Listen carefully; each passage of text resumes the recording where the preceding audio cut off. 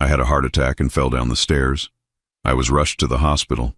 The doctors desperately tried to reach my son and his wife. She answered, "We're on vacation. Don't bother us." When I came home, I found them showing my house to buyers. But when I said 3 words, panic. "I'm glad to have you here, Ed." Follow my story until the end and comment the city you're watching from, so I can see how far my story has reached. The pain hit me like a freight train at 3:47 in the morning. I remember the exact time because I was staring at the digital clock on my nightstand when my chest exploded in agony. At 61, I thought I knew what pain felt like. I'd worked construction for 30 years, broken ribs, torn muscles, herniated discs, but this was different. This was my body declaring war on itself. I tried to call out for help, but Leonard and Melissa had moved out months ago into their own place across town. The house felt enormous and empty as I stumbled toward the stairs, each step a monumental effort. My left arm had gone completely numb, and sweat poured down my face despite the December chill. That's when I fell. The wooden stairs that I'd climbed thousands of times suddenly became my enemy. My foot caught the edge of the second step, and gravity took over. I tumbled down 14 steps, my body hitting each one with a sickening thud. The last thing I remember was my head connecting with the hardwood floor at the bottom, the taste of blood filling my mouth. Mrs. Henderson from next door found me 6 hours later when she came to borrow sugar for her morning coffee. She'd been doing that for 3 years since her husband died, and I'd always suspected she just wanted company. Thank God for her routine. The paramedics said if she'd found me even an hour later, I wouldn't have made it. The ambulance ride was a blur of sirens and voices I couldn't quite understand. Someone kept asking me questions, but my mouth wouldn't work properly. I tried to tell them about Leonard, my son, but the words came out as mumbles. Everything felt distant, like I was watching someone else's life fall apart. St. Mary's Hospital became my world for the next 7 days. The ICU was a sterile prison of beeping machines and antiseptic smells. Tubes ran in and out of my body like I was some kind of science experiment. The doctors told me later that I'd had what they called a massive myocardial infarction. In plain English, my heart had nearly given up on me completely. Dr. Martinez, a kind woman with tired eyes, tried repeatedly to reach Leonard. I watched her make call after call from my bed, her frustration growing with each attempt. She'd dial the number I'd given her, wait, then hang up with a slight shake of her head. On the 3rd day, she finally got through. I was drifting in and out of consciousness, but I heard every word of that conversation. Dr. Martinez explained the situation carefully, professionally. She told whoever answered that I'd suffered a severe heart attack, that I was in critical condition, that family should come immediately. The response still echoes in my mind. "We're on vacation in Cabo. This is really inconvenient timing. Can't this wait until we get back next week?" Patrick's always been dramatic about his health. I recognized Melissa's voice immediately. My daughter-in-law of 8 years, the woman I'd welcomed into our family, the woman I'd helped buy her first car, the woman who'd convinced Leonard to name their future children after me. She was dismissing my near-death experience like I'd called to complain about a leaky faucet. Dr. Martinez tried again, her voice more urgent. "Ma'am, I need you to understand. Your father-in-law is in the ICU. His condition is extremely serious. We nearly lost him twice in the first 24 hours. Look, doctor, we paid $15,000 for this vacation. Non-refundable. Patrick will understand. He's tough as nails. Just keep him comfortable until we get back. Don't bother calling again unless he actually dies." The line went dead. I lay there in that hospital bed, machines keeping me alive, and felt something die inside me that had nothing to do with my heart. The woman I'd trusted, the woman who called me Papa Patrick and brought me homemade cookies every Sunday, had just written me off. Worse, I could hear Leonard in the background, not protesting, not demanding they come home, just silent. Dr. Martinez stood there for a long moment, staring at the phone. When she noticed my eyes were open, she tried to smile, but I could see the disgust in her expression. "I'm sure they're just in shock," she said, but we both knew that was a lie. The nurses were angels. Janet, a grandmother of 5, held my hand during the worst moments. Maria brought me ice chips when my mouth felt like sandpaper. They never asked about my family after that first day, but I caught them whispering sometimes, shaking their heads. I wasn't the first elderly patient they'd seen abandoned by family, and I wouldn't be the last. By day 5, I was stable enough to think clearly. And that's when the real pain started. Not physical pain, the medication handled most of that. This was the pain of understanding that the people I'd devoted my life to protecting and providing for had abandoned me in my darkest hour. Leonard, my only child, the boy I'd raised alone after his mother died when he was 12, hadn't even tried to call. I thought about all the sacrifices I'd made. Working double shifts to pay for his college education while I lived on ramen noodles, giving him and Melissa $25,000 for their wedding when I had to take out a second mortgage, watching their dog every weekend so they could go out and have fun as a young couple, fixing their car, their plumbing, their problems. Always their problems. The worst part was remembering the conversation I'd overheard 2 months ago. I'd gone to their house to drop off some of my late wife's jewelry that I thought Melissa might want. The front door was unlocked, so I'd walked in, calling out to announce myself. That's when I heard them in the kitchen. "I swear, Leonard, your father is going to live forever just to spite us," Melissa had said. "Do you know how much that house is worth? We could pay off all our debt and buy something nice with what's left over." "Don't talk like that," Leonard had replied, but his voice lacked conviction. "Dad's still healthy. Healthy and stubborn. He needs to be in a nursing home anyway. That house is too big for one person. It's wasteful." I'd left quietly that day, the jewelry box still in my hands, my heart heavy with the knowledge that my own family was waiting for me to die. But even then, I'd made excuses for them. Young people say thoughtless things. They didn't really mean it. Lying in that ICU bed listening to machines keep me alive while my family enjoyed margaritas on a beach, I finally understood that they'd meant every word. On the 7th day, Dr. Martinez gave me the news I'd been hoping for. My heart was stable enough for me to go home. The damage was significant, but with medication and lifestyle changes, I could expect to live several more years. As she spoke, I made a decision that would change everything. If Leonard and Melissa thought I was already dead to them, maybe it was time to show them what that actually looked like. Mrs. Henderson drove me home from the hospital in her ancient Buick, fussing over me like a mother hen. She'd visited me every day during my stay, bringing magazines and homemade soup that the nurses had to turn away because of my restricted diet. At 73, she had more maternal instinct in her little finger than my own daughter-in-law had in her entire body. "You sure you don't want me to stay?" she asked for the 5th time as we pulled into my driveway. "I can make you some tea, help you get settled." I squeezed her weathered hand gently. "You've done more than enough, Eleanor. I just need to rest." What I really needed was to be alone with my thoughts and figure out how to process what my family had done to me. The house looked exactly the same from the outside. Same blue shutters I'd painted last spring, same flower beds that Margaret had planted before she died, same home that had sheltered 3 generations of my family. But as I fumbled with my keys at the front door, something felt wrong. Maybe it was the way the morning newspaper was sitting perfectly on the porch, as if someone had been maintaining appearances. Maybe it was the faint sound of voices coming from inside. Or maybe it was just the instinct that comes from living in the same place for 32 years and knowing when something doesn't belong. I opened the door as quietly as possible, my heart racing for entirely different reasons now. The voices became clearer as I stepped into the entryway, and what I heard made my blood run cold. "The master bedroom has incredible natural light," a woman's voice was saying, "and this hardwood flooring is original to the house, 1952. They don't make quality like this anymore." I recognized that voice, Melissa, but she was supposed to be in Cabo for another 3 days. "The square footage is exactly what we're looking for," a man replied. "What did you say the asking price was again?" My legs nearly gave out. Asking price?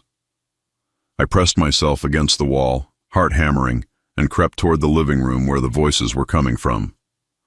"We're asking $350,000, Leonard's voice answered. "I know it seems high, but this neighborhood is about to explode in value. The city's planning a new shopping complex just 2 miles away. $350,000. They were selling my house. My house. While I was fighting for my life in the ICU, they'd put my home on the market. I peered around the corner and saw them. Leonard stood near the fireplace wearing a black suit I'd never seen before, his face bearing an expression of forced solemnity. Melissa was dressed entirely in black as well, a tissue dabbing at perfectly dry eyes. Between them stood a middle-aged couple, the potential buyers, examining my living room like they were already measuring it for their furniture. "The estate sale will be next weekend," Melissa was saying, her voice catching just enough to sound believable. We just can't bear to keep Papa's things. Too many memories, you understand. Estate sale. Papa's things. She was talking about me in the past tense. The woman buyer nodded sympathetically. How long ago did you lose him? Just over a week, Leonard replied, his voice steady. Massive heart attack. Very sudden. At least he didn't suffer long.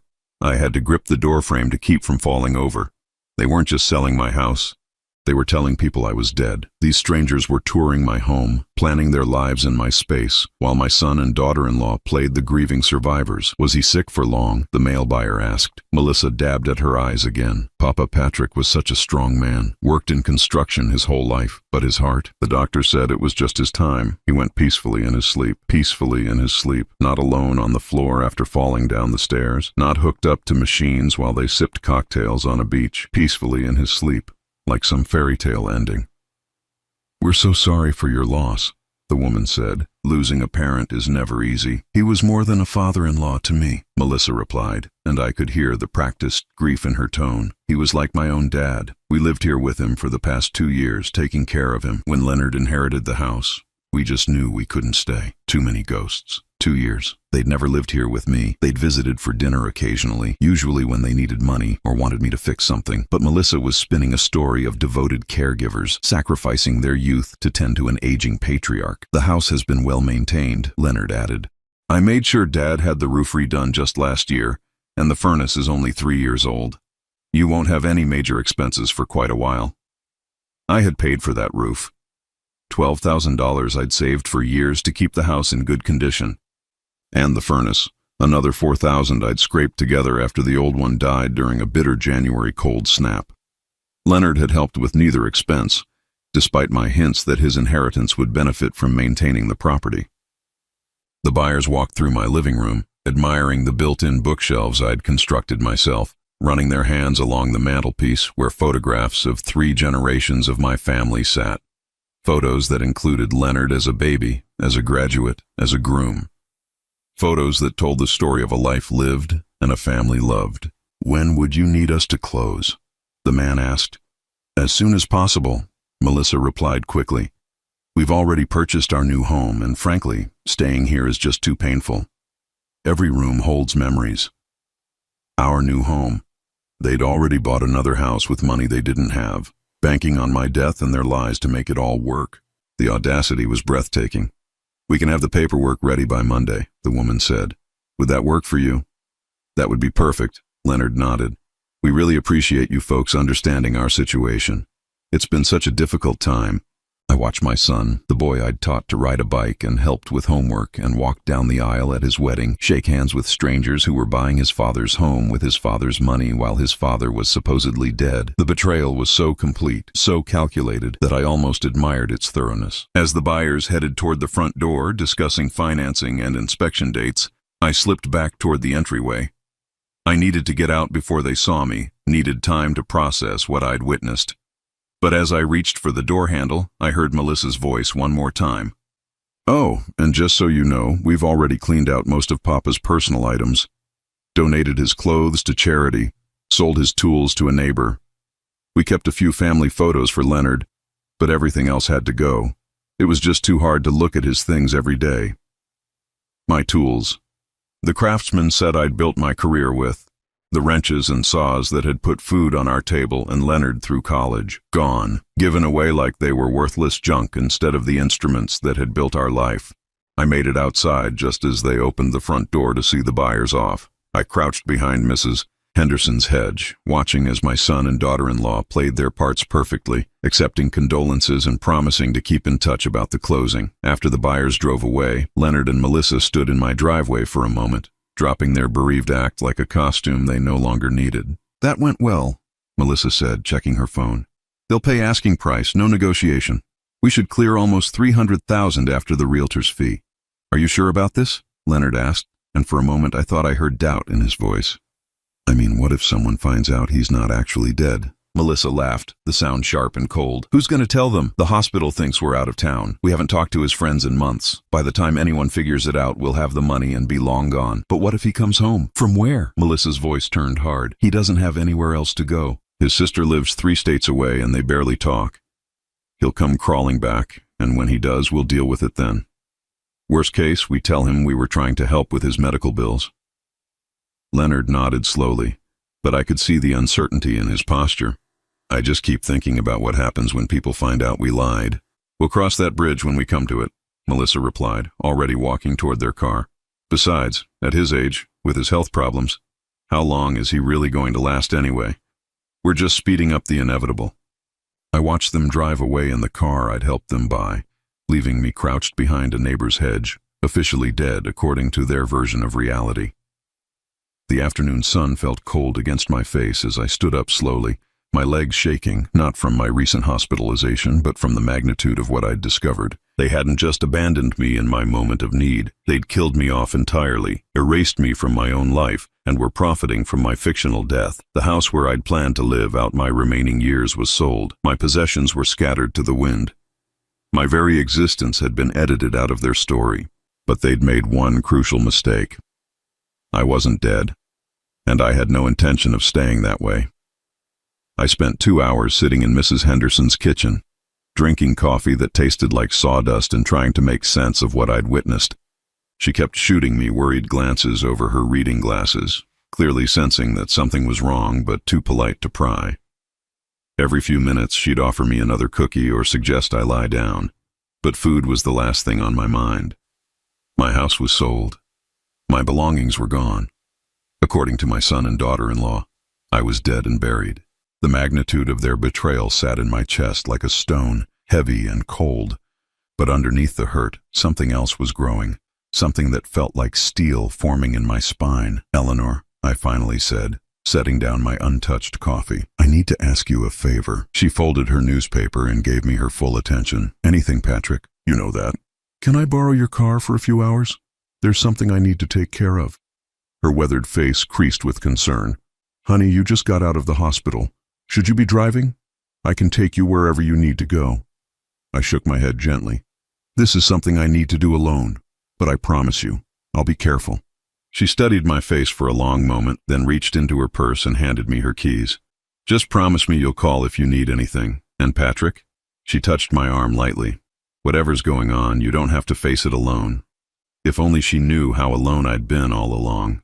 I drove to Leonard's apartment complex across town, my hands steady on the wheel despite everything. The afternoon sun cast long shadows across the parking lot as I pulled up next to their silver Honda, the car I'd co-signed for when Leonard's credit wasn't good enough. Another favor, another sacrifice that had apparently meant nothing. Their apartment was on the second floor of a generic complex that looked like 1,000 others built in the 1980s. Beige siding, brown trim, no personality. I climbed the stairs slowly, partly because of my recent heart attack, but mostly because I wanted time to prepare for what came next. I could hear them through the door before I knocked. Melissa's voice was animated, excited. "I called Jenny at the real estate office. She says we can probably close by Friday if the buyers can get their financing approved that quickly. That's 4 days, Leonard. 4 days and we're free." "Free from what?" Leonard's voice was quieter, thoughtful. "Free from Dad? He's been good to us, Melissa. He helped us get this place, helped us with the car payments when you lost your job last year. He helped us because he wanted to control us." Melissa snapped back. "Everything comes with strings attached with your father. Do this, do that. Be grateful. Remember what I've done for you. I'm tired of living under his thumb." "We're not living under his thumb. We haven't even seen him in 2 weeks. Exactly my point. He guilt trips us into visiting, into pretending we're this happy family, when really he's just a lonely old man who can't accept that his son has his own life now." I raised my hand to knock, then stopped. I wanted to hear more. "Sometimes I think you married me just to get away from him," Melissa continued. "And now look where we are.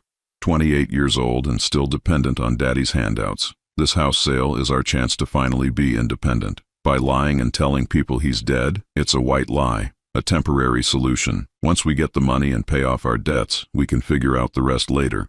Maybe we'll tell him we sold it to help with his medical bills. He'll probably thank us for being so thoughtful." Leonard was quiet for several seconds. When he spoke again, his voice was resigned. "I just hope we're doing the right thing." "We are," Melissa said firmly. "Trust me on this. Your father will be fine. He's tougher than he looks, and he's got that Social Security check coming in every month. He doesn't need a big house anymore anyway. This is better for everyone." That's when I knocked. The conversation inside stopped immediately. I heard whispering, then footsteps approaching the door. Leonard's voice came through the wood, cautious. "Who is it?" I took a deep breath and spoke clearly. "Still not dead." The silence that followed was so complete I could hear my own heartbeat. Then came the sound of the chain lock being fumbled with, the deadbolt turning, and finally the door swinging open. Leonard stood in the doorway, his face the color of old paper. Behind him, Melissa sat frozen on their couch, a real estate contract in her hands and her mouth hanging open like she'd seen a ghost, which, in their version of reality, she had. "Dad?" Leonard's voice cracked like he was 12 years old again. But you were," the hospital said. "The hospital said I had a heart attack," I replied calmly. "They didn't say I died, though apparently you two have been spreading that story around town." Melissa shot to her feet, the contract fluttering to the floor. "Patrick! Oh my God, we thought. The doctors couldn't reach us in Mexico, and when we got back and you weren't at the hospital, we assumed." "You assumed wrong," I said, stepping into their apartment uninvited. The space was small but nicely furnished, mostly with items I'd bought them as housewarming gifts. The coffee table where my supposed death certificate lay was one I'd built in my workshop and given them for their first anniversary. Leonard closed the door behind me, his hands shaking. "Dad, I can explain everything. When we got back from vacation and found out what happened, we panicked. We didn't know what to do. So you decided to sell my house and tell people I was dead?" I kept my voice level, conversational. "That seems like an interesting solution to panic." Melissa had recovered some of her composure and stepped forward, tears appearing in her eyes as if by magic. "Papa Patrick, you have to understand. We were devastated when we heard about your heart attack. We felt so guilty for not being there. When the hospital bills started coming in, we thought maybe selling the house would help cover your medical expenses." "Medical expenses," I repeated. "And I suppose the $300,000 you're asking for my house is all going to St. Mary's Hospital?" The tears dried up instantly. Leonard and Melissa exchanged a quick glance that told me everything I needed to know. "Well," Melissa stammered, "not all of it. We thought maybe we could use some of it to get you into a nice assisted living facility, somewhere with medical staff who could take better care of you than we could." "How thoughtful," I said. "And this assisted living facility, did you pick one out already? Or were you planning to let me know about this plan after you'd already spent my money?" Leonard found his voice again. "Dad, we weren't trying to hurt you. We just thought." "You thought I was dead," I finished for him. "Or at least you hoped I was. Tell me, son, when exactly did you plan to hold my funeral? Before or after you cashed the check from my house?" The apartment fell silent except for the hum of their refrigerator and the distant sound of traffic. I looked around the space that I'd helped them afford, at the life I'd helped them build, and felt something cold settle in my chest. "I heard your conversation with the buyers," I continued, "about how you'd been living with me for 2 years, taking care of me and my declining health, about how painful it was to keep my belongings around, about how you'd already donated my clothes and sold my tools." Melissa's face went pale. "Patrick, we can explain. Can you?" I asked. "Can you explain how my Craftsman tool set that I spent 30 years collecting ended up at a pawn shop while I was fighting for my life? Can you explain how you managed to clean out my house and put it on the market in the 7 days I was unconscious?" Leonard slumped into a chair, his head in his hands. "We messed up, Dad. We messed up really bad." "No," I said quietly. "You didn't mess up. You planned this. This wasn't panic or grief or confusion. This was calculated. You saw an opportunity and you took it." Melissa tried one more time. "We love you, Papa Patrick. Everything we did was because we were trying to help." I looked at her for a long moment. This woman who'd called me family for 8 years, who'd sat at my dinner table every Sunday, who'd cried at my wife's funeral and promised to take care of me in my old age. "If this is how you help people you love," I said, "I'd hate to see what you do to people you don't like." I turned toward the door, then stopped. "Oh, and one more thing. You might want to call those buyers and tell them the deal's off, because I'm very much alive and I'm very much still the owner of that house." "Dad, wait," Leonard called after me. "We can work this out. We can fix this." I paused with my hand on the doorknob. "Some things can't be fixed, Leonard. Some things once broken stay broken forever." As I walked down the stairs toward Mrs. Henderson's car, I could hear them arguing through their thin walls. Melissa's voice was sharp and angry, Leonard's defensive and weak. But I didn't slow down to listen. I had heard enough of their lies to last a lifetime. The drive back to Eleanor's house gave me time to think about what came next. They knew I was alive now, which meant they'd have to scramble to undo their lies. The buyers would find out they'd been deceived. The real estate agent would ask uncomfortable questions. Leonard and Melissa would have to explain how they'd managed to sell a house they didn't own on behalf of a man who wasn't dead. But that was just the beginning, because what they didn't know, what they couldn't possibly know, was that I'd been planning for this possibility for years. Ever since Margaret died and left me alone with a son who visited out of obligation, and a daughter-in-law who smiled to my face and calculated my worth behind my back. I had secrets of my own, and tomorrow I was going to start using them. The call came at 6:30 the next morning. I was sitting in Mrs. Henderson's kitchen, watching the sunrise through her lace curtains and nursing my second cup of coffee when my phone rang. Leonard's name appeared on the screen, and I let it ring 4 times before answering. "Hello, son." His voice was strained, exhausted. "Dad, we need to talk. Can you come over, please?" "I think we talked enough yesterday," I replied calmly. "Besides, I'm sure you're busy explaining to your real estate agent why the house you were selling suddenly isn't available anymore." A long pause. "That's what we need to talk about. Dad, we're in serious trouble." "We?" I asked. "This sounds like a you problem, Leonard." "Please," he said, and I heard something in his voice I hadn't heard since he was a child. Genuine fear. "Just give us one more chance to explain. There are things you don't understand." Against my better judgment, I found myself curious about what new story they'd concocted. "Fine, but we do this on my terms. Meet me at Denny's on 5th Street in an hour. And Leonard, come alone." "But Melissa." "Melissa has done enough talking for one lifetime, just you and me." I arrived at Denny's 15 minutes early and chose a booth in the back corner where we could have privacy. The breakfast crowd was light for a Tuesday morning.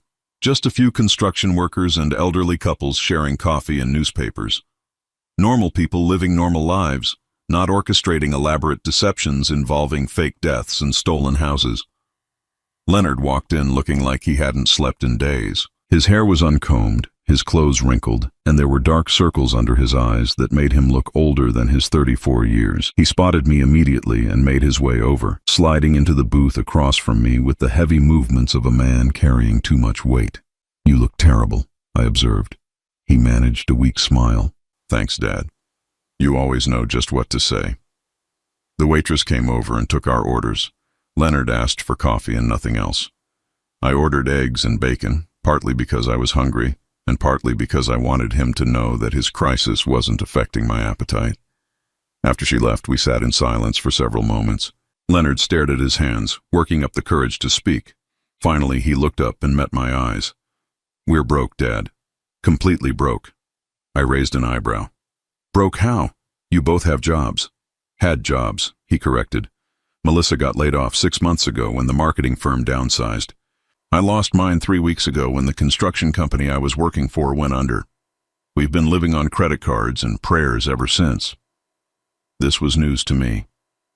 The last time we'd talked, Leonard had been enthusiastic about his job, talking about possible promotions and pay raises. "Why didn't you tell me?" He laughed bitterly. "And admit that the son you put through college couldn't keep a job, that the man you taught to work with his hands was failing at the very thing you'd succeeded at for 30 years. I was ashamed, Dad, embarrassed. The waitress brought our food, and I took a bite of eggs while Leonard continued talking. It gets worse. Remember that vacation to Cabo you thought we were on when you had your heart attack? We weren't in Mexico. We were at a casino in Atlantic City, trying to win enough money to pay our rent." My fork stopped halfway to my mouth. "You were gambling?" Melissa said she had a system. She'd been watching poker tournaments on TV and thought she could read people's tells. "We took our last $1,500 and drove to New Jersey, and lost it all. Lost that and more. They were offering credit to anyone with a valid driver's license. By the time we left, we owed the casino $12,000. They gave us 60 days to pay up." I set down my fork and leaned back in the booth. The pieces of their desperation were starting to fall into place. "So, when I had my heart attack, you saw an opportunity." Leonard nodded miserably. "Melissa said if you died, I'd inherit the house. We could sell it, pay our debts, and start over somewhere else. When the hospital called and said you were in critical condition, she said maybe it was a blessing in disguise." And when I didn't die fast enough for your convenience, you decided to help the process along. We never wanted you to actually die, Leonard protested. We just thought, if people believed you were dead for a little while, we could sell the house and figure everything else out later. Melissa said we could claim it was a misunderstanding once we had the money. I stared at my son, this man I'd raised and loved and sacrificed for, and tried to find some trace of the boy who used to help me build birdhouses in the garage. And you went along with this plan because why? Because you trusted Melissa's judgment?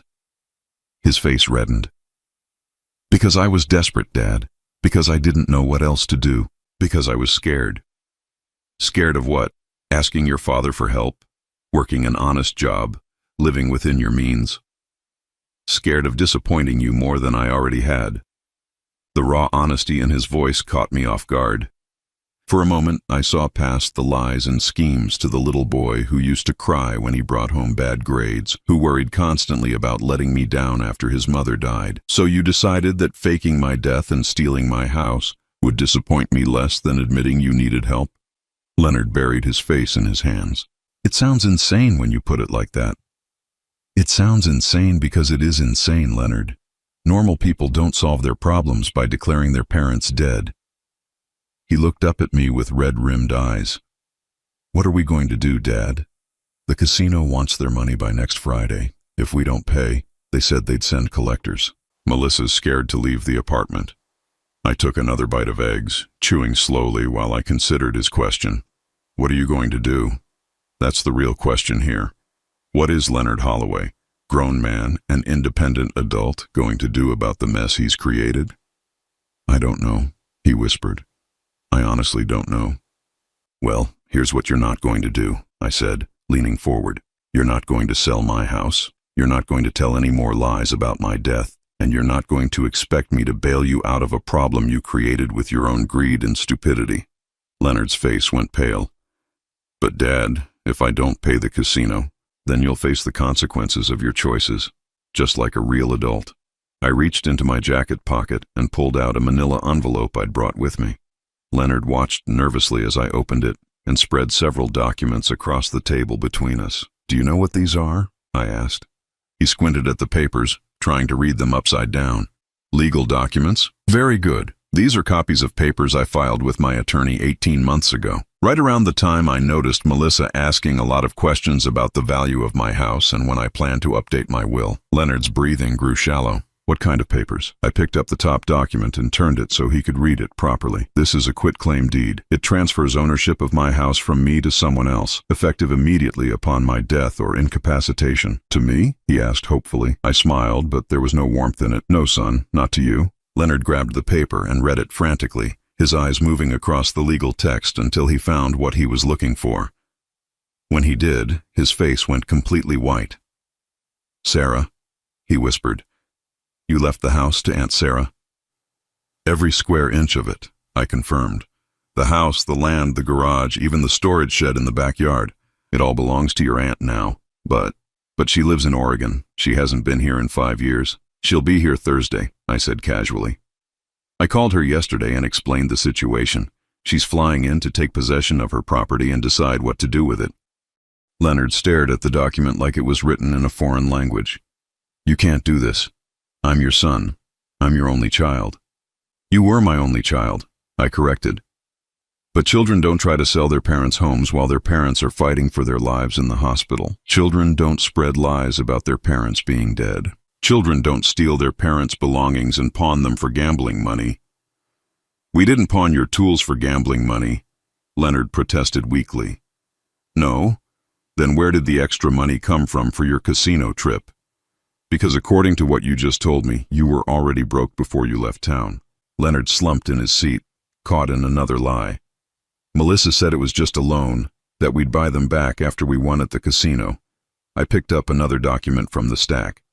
This is a copy of the sales receipt from Mike's pawn shop on Elm Street. One Craftsman tool set, complete with workbench and storage cabinet. Sold for $800 3 weeks ago. The signature on the receipt says Leonard Holloway. He couldn't meet my eyes. Dad, I can explain. No more explanations, I said firmly. No more lies. No more excuses. You made your choices, Leonard. You chose Melissa over me. You chose gambling over honesty. You chose greed over family. Now you get to live with those choices. I gathered up the papers and slid them back into the envelope. Sarah will be contacting you about retrieving any personal items you might have left in the house. She's being generous and giving you until Sunday to collect them. After that, anything left behind becomes her property. Leonard looked like he was about to cry. Where am I supposed to go? What am I supposed to do? I don't know, I said, standing up from the booth. But I suggest you figure it out quickly. And Leonard, next time you decide to fake someone's death for money, make sure they're actually dead first. I left him sitting there in that Denny's booth, staring at the ruins of his plan and the consequences of his choices. As I walked to Mrs. Henderson's car, I felt something I hadn't experienced in years. I felt free. The next 3 days passed in a strange kind of suspended animation. I stayed with Mrs. Henderson, sleeping in her guest room that smelled like lavender and old books, eating her homemade soup, and trying to process the magnitude of what my family had done to me. She didn't ask questions, bless her heart, just puttered around the house, humming old songs and making sure I took my heart medication on schedule.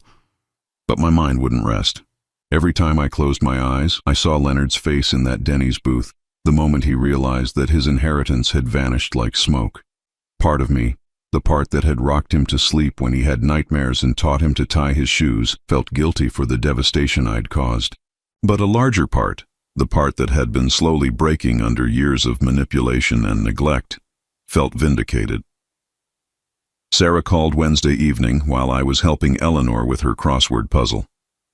My sister's voice was warm but tired, colored by the 3-hour time difference and a day of travel preparations. Patrick, honey, I'm so sorry about everything you've been through, she said. I can't believe Leonard and that woman would do something so awful. I'm still trying to process it myself, I admitted, stepping out onto Eleanor's back porch for privacy. Are you sure you want to get involved in this mess? It's going to be complicated. Sarah laughed, the same laugh that had gotten us both in trouble as children. Complicated? Patrick, I've been dealing with complicated my whole life. Besides, someone needs to teach those two that actions have consequences. They're going to fight this, you know, Melissa especially. She's not going to give up easily. Let them fight. The paperwork is all legal and filed properly. Your attorney did good work. They can be as angry as they want, but the law is the law. After we hung up, I sat on Eleanor's porch swing, listening to the evening sounds of suburbia. Somewhere nearby, a dog was barking, and I could hear the distant hum of traffic from the main road. Normal sounds from a normal world that felt very far away from the chaos my life had become. Thursday morning brought Sarah to my doorstep at exactly 9 o'clock. Rolling a small suitcase behind her and wearing the same determined expression she'd worn as a child when she decided to climb the old oak tree in our backyard. At 57, my younger sister had grown into a formidable woman, silver-haired and sharp-eyed, with the no-nonsense attitude of someone who'd raised 3 kids and buried a husband. You look like hell, big brother, she said, pulling me into a fierce hug. Good to see you too, I replied, breathing in her familiar scent of vanilla perfume and determination. Eleanor insisted on making us breakfast before we headed to my house, fussing over Sarah like she was visiting royalty. The two women hit it off immediately, bonding over stories of stubborn men and ungrateful children. I sat at the kitchen table, listening to them chat and feeling more peaceful than I had in months. Your brother's always been too generous for his own good, Eleanor told Sarah while flipping pancakes. That boy of his has been taking advantage for years. Leonard wasn't always like this, I said, feeling the need to defend my son despite everything. He was a good kid, helpful, respectful. Something changed after he married Melissa. Sarah raised an eyebrow. Something changed or something was revealed? Sometimes people don't change, Patrick. Sometimes they just stop hiding who they really are.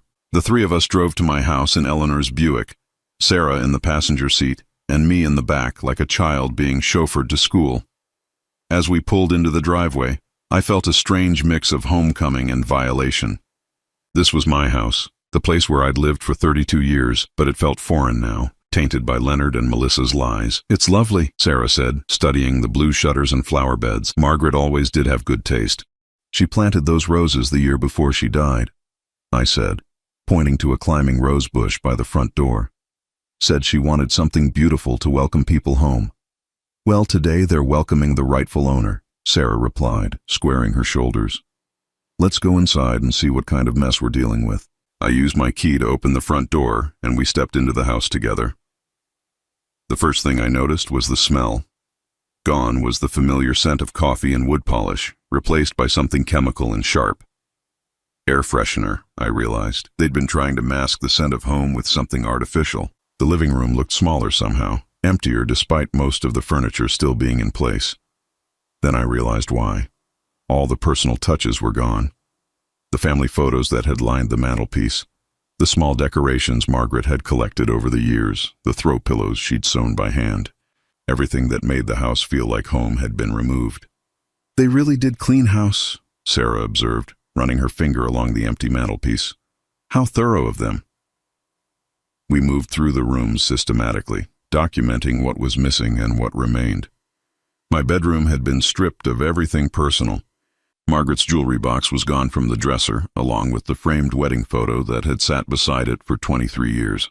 Even the quilt Margaret's mother had made us was missing from the bed. The kitchen was perhaps the most painful. Margaret's recipe box, the one she'd inherited from her own mother and added to for 40 years, was nowhere to be found. Her cast-iron skillet, seasoned with decades of family meals, had vanished. The coffee mug she'd bought me for Father's Day 15 years ago, the one with "World's Best Dad" printed in fading letters, was gone. They took everything that mattered, I said, standing in the middle of the kitchen where I'd eaten breakfast every morning for 3 decades. Everything that had meaning. Sarah put her hand on my shoulder. Things can be replaced, Patrick. What matters is that you're here to replace them. We were in the basement, checking to see if any of my tools had survived the great sell-off when we heard car doors slamming in the driveway. Through the small basement window, I could see Leonard and Melissa getting out of their Honda, both of them looking grim and determined. "Showtime," Sarah murmured. We climbed the stairs to meet them at the front door. Leonard had his key ready, but Sarah intercepted him on the porch. "I'm sorry, but you don't live here anymore," she said pleasantly. "You'll need to knock like any other visitor." Leonard looked confused. "Who are you?" "I'm Sarah Holloway Morrison, Patrick's sister, and as of Tuesday morning, I'm the legal owner of this property." She held up the deed. "So I'm going to need you to put that key away and explain what you're doing here." Melissa pushed past Leonard, her face flushed with anger. "This is ridiculous. Patrick can't just give his house away to spite us. Leonard is his son. He has rights." "Actually, he doesn't," Sarah replied calmly. "Patrick is the rightful owner of this property, and he can dispose of it however he sees fit." Which he did, legally and properly. "We're not leaving," Melissa declared, crossing her arms. "This is our home too. We've lived here for 2 years taking care of Patrick. We have tenant rights." I stepped forward from behind Sarah. "You've never lived here, Melissa. Not for 2 years, not for 2 weeks. That was just another lie you told the buyers." Leonard finally found his voice. "Dad, please, can we talk about this? As a family?" "Family." I repeated the word like it tasted bitter. "Is that what we are?" "Because families don't usually try to sell each other's houses while pretending each other are dead." "We made a mistake," Leonard said desperately. "A huge mistake. But we can fix this. We can make it right." "Some things can't be fixed," I replied, echoing the words I'd said in their apartment. "Some betrayals are too deep." Melissa's composure finally cracked. "You can't do this to us. We have nowhere to go. The casino is going to send people after us if we don't pay them by tomorrow." "Then I suggest you figure out a solution," Sarah said unsympathetically, "because this house isn't it." "We could call the police," Melissa threatened. "Tell them you're trying to steal Leonard's inheritance," Sarah smiled, and it wasn't a pleasant expression. "Please do. I'd love to explain to the officers how you two were selling a house you didn't own on behalf of a man you claimed was dead. I'm sure they'd find that very interesting." Leonard grabbed Melissa's arm. "Stop, just stop. We lost, okay? We lost everything." For a moment, looking at my son's defeated face, I felt a flicker of the old paternal instinct. The urge to fix his problems, to make everything better, to sacrifice my own needs for his happiness. But then I remembered lying in that hospital bed, listening to Melissa dismiss my near-death as an inconvenience. I remembered finding them selling my house, dividing up my possessions like I was already in the ground. You didn't lose everything, Leonard, I said quietly. You threw it away. There's a difference. Melissa made one last desperate attempt. What about forgiveness? What about second chances? Isn't that what family is supposed to be about? I looked at this woman who had called me Papa Patrick, who had sat at my dinner table and accepted my generosity while planning my fictional funeral. Forgiveness has to be earned, Melissa, and second chances are for people who deserve them. So that's it? Leonard asked, his voice barely above a whisper. After 34 years, you're just done with me? The question hung in the air between us, heavy with the weight of a lifetime of relationship. I thought about the little boy who used to help me build things in the garage, who would fall asleep on my shoulder while we watched baseball games, who cried when his goldfish died and made me promise we'd see it again in heaven. But that little boy was gone, replaced by a man who would sell his father's home and scatter his father's memories for gambling money and a fresh start. I'm done with who you've become, I said finally. The Leonard I raised, the Leonard I loved, would never have done what you did. I don't know who you are anymore. Melissa grabbed Leonard's arm and started pulling him toward their car. Come on, there's nothing left for us here. Leonard resisted for a moment, looking back at me with an expression of pure loss. Dad, Goodbye, Leonard. He let Melissa lead him away then, and I watched from my porch as they drove out of my life. The finality of it should have hurt more than it did. Instead, I felt like I'd been carrying a heavy weight for years and had finally been allowed to set it down. Sarah put her arm around my shoulders as their car disappeared around the corner. You did the right thing, Patrick. Then why doesn't it feel right? Because you're a good man who loved his son, she said gently. But love isn't enough when it's not returned. Sometimes the kindest thing you can do is let people face the consequences of their choices. We stood there on the porch for a long time, watching the afternoon shadows grow longer across the lawn. The house behind us was empty of everything that had made it home, but it was mine again, free of lies, free of manipulation, free of people who saw me as nothing more than a meal ticket and an inheritance. For the first time in years, I could breathe freely in my own home. 6 months later, I stood in the kitchen of Sarah's house in Portland, Oregon, watching my sister teach her youngest granddaughter how to make pancakes from scratch.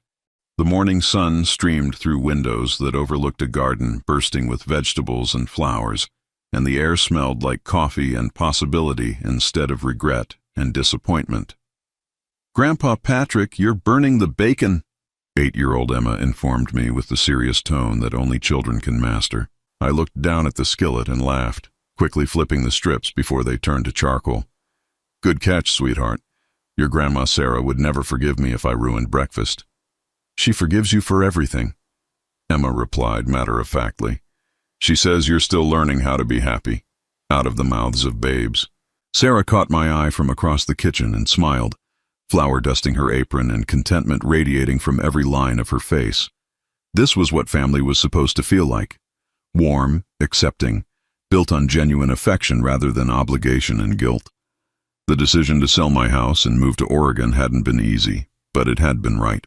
Sarah and I had spent 2 weeks cleaning out 32 years of memories, sorting through what to keep, what to donate, and what to simply let go. She'd helped me pack Margaret's things with the same gentle care she'd shown when we were children, and I'd scraped my knee or lost a beloved toy. The house had sold quickly to a young couple with 2 small children, people who saw it as a home rather than an investment or an inheritance. I'd watched from Sarah's rental car as they walked through the rooms with their real estate agent, the husband pointing out where they'd put a swing set, the wife planting flower gardens in the same spots where Margaret had once grown her roses. They'll be happy here, Sarah had said, squeezing my hand as we drove away for the last time. I hope so. It's a house that deserves happiness. The money from the sale had been more than enough to buy a small cottage 3 blocks from Sarah's house, a place with a workshop in the garage where I could rebuild my tool collection, and a front porch where I could drink my morning coffee and watch the neighborhood wake up. It wasn't the same as the house I'd shared with Margaret, but it was mine, untainted by betrayal or false promises. I hadn't heard from Leonard since that day on the porch. Sarah's lawyer had handled all the legal details of transferring the property, and we'd left forwarding addresses with the post office in case any important mail arrived. But there had been no letters, no phone calls, no attempts at reconciliation. The silence hurt sometimes, but it was a clean hurt, like the pain of a properly set bone healing. Mrs. Henderson wrote to me every few weeks. keeping me updated on neighborhood gossip and assuring me that Leonard and Melissa's apartment had been emptied shortly after our final confrontation. She'd heard through the grocery store rumor mill that they'd moved out of state, possibly to Florida, but nobody knew for certain. They'd simply vanished from the life I'd known, leaving behind only the memory of betrayal and the valuable lesson that blood relation doesn't guarantee loyalty. "Uncle Patrick, Mom wants to know if you're coming to Danny's graduation next month," called Sarah's daughter Beth from the living room. At 31, Beth was everything I'd hoped Leonard would become: responsible, caring, successful in her own right, but still connected to family. She worked as a teacher and had inherited her mother's gift for making everyone around her feel valued and heard. "Wouldn't miss it," I called back, sliding the bacon onto a paper towel-lined plate. Danny was Sarah's oldest grandchild, graduating from high school and heading to college on a partial scholarship he'd earned through his own hard work. I'd offered to help with the remaining costs, and Sarah had let me, understanding that I needed to feel useful, needed to invest in a future that appreciated the gift. The contrast with Leonard's expectations couldn't have been sharper. Danny had thanked me with tears in his eyes, promising to make me proud and pay it forward someday. Leonard had always taken my financial help as his due, never seeming to understand that generosity given freely was different from support demanded as a right. "Breakfast is ready," Sarah announced, and the family gathered around the kitchen table that had become my anchor in this new life. Sarah, Beth's husband Mike, and Emma, all of them making room for the uncle and grandfather who'd found his way home after getting lost for so many years. As we shared pancakes and bacon and conversation about everything and nothing, I felt Margaret's presence in a way I hadn't since she died. Not the sad, aching absence that had haunted me for years, but a warm approval, as if she was finally at peace knowing I'd found my way to people who truly loved me. "I got a letter yesterday," I said during a lull in the conversation. Everyone looked at me with mild curiosity. "From my doctor back home. My heart is healing better than they expected. All my numbers are good." "That's wonderful," Beth said warmly. "I told you Oregon air would be good for you, but it wasn't the Oregon air, and we all knew it. It was the absence of stress, the presence of genuine affection, the freedom from constantly wondering when the next crisis would arise or the next guilt trip would begin. My heart was healing because my life was healing." After breakfast, I helped Sarah with the dishes while the others scattered to their various weekend activities. We worked in comfortable silence, the kind that only comes between people who've known each other their whole lives and don't need constant conversation to feel connected. "Any regrets?" Sarah asked as she handed me a plate to dry. I considered the question seriously. Did I regret Leonard's choices? Yes. Did I regret the years I'd spent enabling them? Absolutely. Did I regret finally choosing myself? Not for a second. Only that it took me so long to understand the difference between loving someone and letting them destroy you, I said. Sarah nodded, rinsing soap suds from a coffee mug. "Margaret used to worry about that, you know. She'd call me sometimes when Leonard was acting up, afraid that you were too generous for your own good." This was news to me. She never said anything, because she knew you had to figure it out yourself. She said you had the biggest heart of anyone she'd ever known, but sometimes big hearts need protection from the people who would take advantage of them. I dried the mug carefully, thinking about my wife's wisdom and wishing I'd listened to her unspoken concerns, but regret was a luxury I couldn't afford anymore. The past was written, unchangeable. The future was blank pages waiting to be filled with better choices. "I've been thinking about taking a woodworking class at the community center," I said, changing the subject to something more positive. "Maybe learning some new techniques." "That sounds perfect," Sarah said, smiling. "Mr. Patterson down the street makes these beautiful birdhouses. I bet he'd love to have someone to talk shop with." That afternoon, I walked to my cottage and spent time in the workshop, organizing my new tools and planning projects that excited me instead of obligations that drained me. I was building a toy chest for Emma, something she could keep her treasures in and maybe pass down to her own children someday. It was the kind of project I'd once imagined making for Leonard's children, the grandchildren who would never exist because my son had chosen immediate gratification over the long-term work of building a family. As evening approached, I sat on my front porch with a glass of sweet tea, watching neighbors walk their dogs and children ride bicycles on sidewalks, free from the weight of dysfunction and disappointment. The mailman waved as he passed, a friendly gesture in a place where I was known as Sarah's brother Patrick, rather than the man whose son had tried to fake his death for money. My phone rang, and for a moment my heart jumped with the old hope that it might be Leonard, ready to apologize and rebuild our relationship. But the caller ID showed Sarah's number, and I answered with genuine pleasure instead of anxious anticipation. "Did you remember to take your evening medication?" she asked without preamble. "Yes, Mother," I replied, laughing. "All taken care of." "Good. And did you eat dinner? You can't live on bacon alone despite what you seem to think. I had a sandwich and some of those strawberries from your garden. I'm fine, Sarah, better than fine." There was a pause, then her voice became softer. "I'm proud of you, Patrick, for everything you've been through, for the choices you made, for starting over at 61. Not everyone would have had the courage." "I had good teachers," I said, looking across the street where Mr. Patterson was indeed working on a birdhouse in his driveway. "And better family than I realized." After we hung up, I sat on my porch until full darkness fell, listening to the sounds of a peaceful neighborhood and feeling something I hadn't experienced in years. Complete contentment. No worry about when the next crisis would hit. No anxiety about disappointing anyone. No guilt about setting boundaries. I thought about Leonard sometimes, wondered if he'd found a way to pay his debts and start over somewhere new. Part of me hoped he had, hoped that losing everything had taught him the same lessons it had taught me. But I no longer felt responsible for his choices or their consequences. He was a grown man who had made his decisions with full knowledge of what they might cost. The heart attack that had nearly killed me had actually saved my life by showing me who I could count on and who I couldn't. The son I'd raised had failed me when I needed him most, but the sister I'd sometimes taken for granted had opened her home and heart without hesitation. As I prepared for bed that night, I thought about Margaret and the conversations we'd had about legacy and what we'd leave behind. I'd once thought my legacy would be Leonard, the son I'd raised, and the values I'd tried to instill in him. But maybe my real legacy was simpler. The example of someone who'd finally learned to value himself enough to walk away from people who didn't. My new life stretched ahead of me, full of woodworking projects and family dinners, grandchildren's graduations, and quiet mornings with people who loved me for who I was rather than what I could provide.